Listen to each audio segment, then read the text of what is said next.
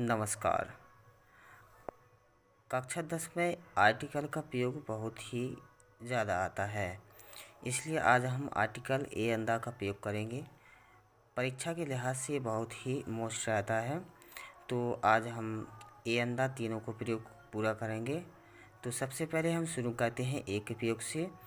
तो ए का प्रयोग हम तब करेंगे जब वर्ड या शब्द का उच्चारण हिंदी वर्णमाला के का से ज्ञा के बीच में होता है। जैसे ए कैट। अब यहाँ पर हमने देखा है कैट का जो पहला अक्षर है, हिंदी में हम बोल रहे हैं कैट। कैट का पहला अक्षर का हिंदी वर्णमाला के का से ज्ञा के बीच में आता है, इसलिए हम ए लगाएंगे। दूसरा बैग। बैग में पहला अक्षर क्या आया? बा भी का से ज्ञा के बीच में आता है, इसलिए हम ए लगाएंगे। और फिर जैसे काऊ। काऊ का भी पहला अक्षर क्या है? का, और का है तो इसलिए हम का से ज्ञा के बीच में आया है, इसलिए हम ए यहाँ पर लगाएंगे। अब हम देखते हैं एन का प्रयोग। एन का प्रयोग हम तब करेंगे जब शब्द का उच्चारण हिंदी वर्णमाला के आ से औ के बीच में हो। जैसे यहाँ पर हमने लिखा है एग्जाम्पल में एप्पल। एप्पल में पहला अक्षर ए आया जो आ से औ के बीच में आता है, और अगर ऐसा है तो हम यहाँ पर एन लगाएंगे। दूसरा होता है एम एल ए। यहाँ पर एम का पहला अक्षर ए से बना एम, तो ए जो आया है ए आया हमें आ और औ के बीच में, इसलिए हमने एन का प्रयोग किया है। इसी तरह हम दा का प्रयोग भी करेंगे। दा का प्रयोग करने के लिए हम कुछ नियमों को देखते हैं। जैसे किसी विशेष वस्तु के लिए हम दा का प्रयोग करेंगे। दुनिया में कोई भी चीज़ अगर इकलौती हो, जैसे द सन हुआ, अर्थ हुआ, इनके लिए हम दा का प्रयोग करते हैं। जो प्रसिद्ध चीज़ें हैं वर्ल्ड की, जैसे गंगा हुआ, ताजमहल हुआ, इनके लिए भी हम दा का प्रयोग करेंगे। जब हम किसी को सबसे अच्छा या सबसे बड़ा कहते हैं या हम सुपरलेटिव डिग्री की बात करते हैं, तब हम दा का प्रयोग करते हैं।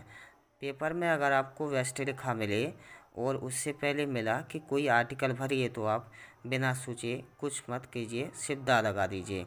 जैसे यहाँ पर टेलेस्ट है। टेल की सुपरलेटिव डिग्री टेलेस्ट होती है, तो इसलिए हमने यहाँ पर दा कर दिया। अगर हम पूरी जाति या समूह को बताने की कोशिश करते हैं तो हम भी दा का प्रयोग लगेंगे। जैसे द काऊ। काऊ मतलब संपूर्ण काऊ जाति की बात करते हैं। अब हम इसके कुछ मॉक करेंगे, जिससे आप बता सकते हो कि यहाँ पर क्या भरेंगे। अब हम यहाँ इन आर्टिकल को भरने की कोशिश करेंगे कि यहाँ पर क्या आने वाला है। जैसे सी इज ऑनेस्ट।